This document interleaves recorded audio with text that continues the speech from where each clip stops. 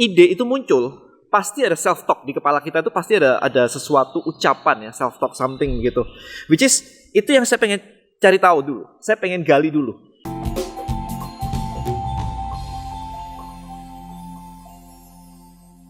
Alright guys, so saya barusan ngeliat satu postingan di Instagram saya yang cukup menarik ya.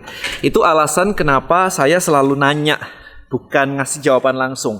Jadi ada satu orang yang posting di saya, dia mengatakan bahwa, dan after lihat videomu, saya jadi punya ide nih. Ide saya adalah bisnis kurma. Dan enaknya dijual di mana ya Daniel? Kayak begitu.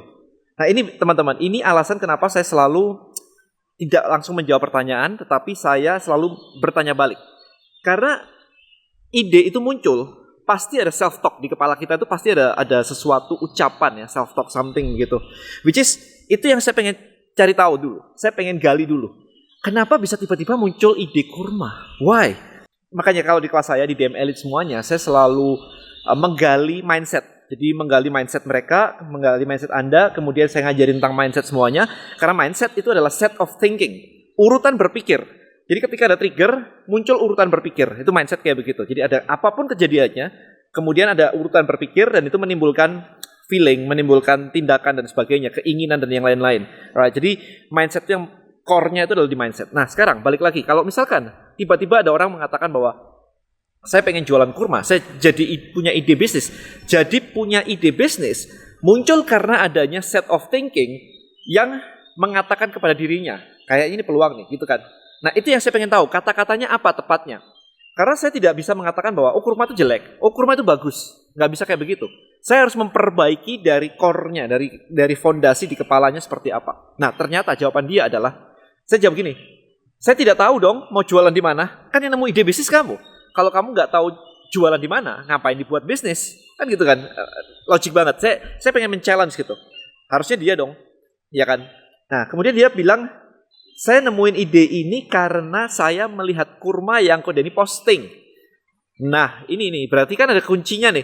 Melihat sesuatu yang saya posting menjadi sebuah ide bisnis. Alright, so kalau misalkan itu benar, sekarang saya challenge sekarang. Nih, you see this? Gak ada satupun ini yang tahu tuh datang begitu aja. Ini semua dibeli, right? So even air ini beli, bukan air hujan. Ya karena kalau musim hujan kayak sekarang, air ini hujan, tahu-tahu jadi kotor banget, keruh banget. So kita malah harus buangin kotorannya semua, kita kasih obat, kotorannya naik, kita angkut semuanya, airnya turun lagi, kita isi lagi. So itu beli, right?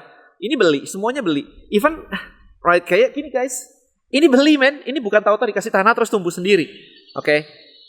Sebentar, saya kasih lagi nih. Oke, saya jalan ke gym saya. Ini saya rada jarang syuting di sini karena kalau syuting di sini agak panas sih kalau siang-siang begini.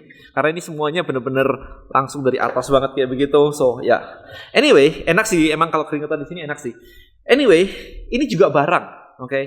Sekarang pertanyaannya adalah kalau Anda tiba-tiba ngelihat kayak begini, emang Anda tiba-tiba mau jualan ini nih alat nih? Bisa aja sih, saya bisa sih jualan ini, gak ada masalah sih. Ini satu set yang bisa untuk rumah. Kemarin kayaknya Pak TDW barusan beli yang ini. Ya jadi ini satu set yang untuk di rumah. Jadi gak usah kayak begini guys. Ini aja udah cukup sebenarnya. Karena ini bisa dibuat naik turun sebagainya ya. Ininya aja bisa dipindah dari atas, bisa dipindah ke bawah. So macem-macem. Bisa semua muscle body bisa. Pertanyaannya adalah, kalau Anda ngelihat ini, apakah tiba-tiba Anda jadi pengen jualan alat fitness? Karena ini akan macam banyak nih. Banyak sekali kan? Ya kan? Ini ada speaker nih di sini nih. So the whole system ada di sini. Itu ada speaker nih, kelihatan nih. Apakah kalau Anda ngelihat ini, suddenly Anda mau jualan speaker? Anda harus punya set of thinking guys. Gak bisa kalau patokannya adalah karena saya melihat sebuah barang, maka saya akan menjual barang tersebut. Saya punya speaker banyak sih. Saya punya speaker di luar juga tuh ada tuh. Kelihatan nggak di atas tuh? Right. Jadi ada di atas. Nah itu ada di situ tuh. So apakah kalau ngelihat itu berarti Anda mau jualan itu? Saya punya kapal boat dayung. This is boat dayung ya. Ini buat mainan anak-anak sih. Buat mainan mendayungnya di kolam renang. Ya literal itu boat yang gede banget ya. Yang dibuat kalau ada banjir begitu pakainya kayak begitu. Jadi benar-benar yang gede banget. Apakah ngelihat itu terus tahu-tahu Anda mau beli itu? Mau jualan itu? Ini ada kursi ya. Ergonomik kemarin bilangnya. Jadi ini kayak akupunktur gitu. Nice sih. Apakah Anda tiba-tiba mau jualan kayak begini? Of course enggak kan? Jadi jualan itu Anda harus tahu nih, siapa yang mau beli produk Anda. Nggak bisa tiba-tiba kayak Anda mau melihat semuanya terus, oke ini ada pohon nih, tiba-tiba Anda mau jualan pohon gitu. Boleh, tapi Anda harus tahu kalau misalkan saya jualan pohon itu bakal segede apa bisnisnya jadinya. Marketnya siapa? Siapa yang mau beli? Kalau saya mau jualan kurma, siapa yang mau beli? Kalau saya mau jualan, I don't know, apapun ini, siapa yang mau beli gitu. Right? Jadi marketing atau ide bisnis itu memunculkan problem dari bukan memunculkan sih ya, menemukan problem dari orang atau keinginan dari seseorang. Anda jadi tahu, oh orang ini pengen ini, dan Anda yang punya solusinya. Maka ketika Anda yang punya satu-satunya solusi, maka bisnis Anda akan jalan. Tapi kalau bukan Anda yang punya satu-satunya solusi, ada banyak orang yang punya solusi yang sama dengan Anda, maka yang terjadi adalah perang harga. Karena semuanya jualan barangnya sama, habis itu gak ngerti cara jualan yang benar, ya udah, pokoknya dihajar perang harga aja. Nah, itu dari saya seperti itu. Jadi untuk menemukan sebuah ide bisnis, simpel aja sih. Anda temuin banyak orang, Anda lihat-lihat problem mereka apa sih, challenge mereka apa sih, pertanyaan mereka apa sih. Anda cek aja semuanya.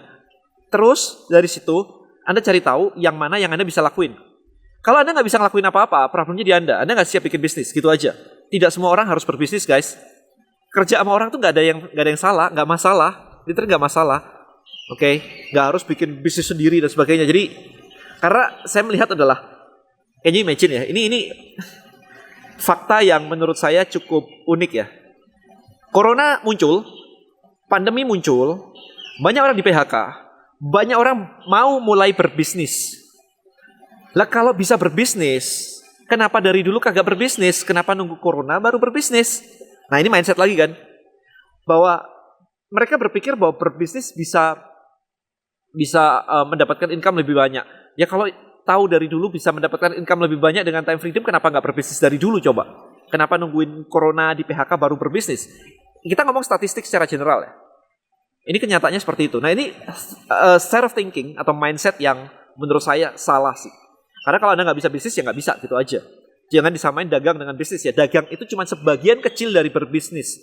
Bisnis is huge. Belum mikirin team buildingnya, belum mikirin visionnya, belum mikirin brandingnya, belum mikirin cash flow-nya, ya, finansialnya seperti apa, nanti exit plan-nya kayak apa. Urusannya banyak kalau kita ngomongin bisnis. Kayak I built Bonels gitu kan. Saya udah tahu caranya berdagang dari dulu, 26 tahun saya udah jualan dagang. Dan ketika ngebangun Bonels, mindsetnya adalah I want to build a business. Jadi kalau saya summary, membangun sebuah bisnis itu adalah tugas dari owner di awal-awal adalah menemukan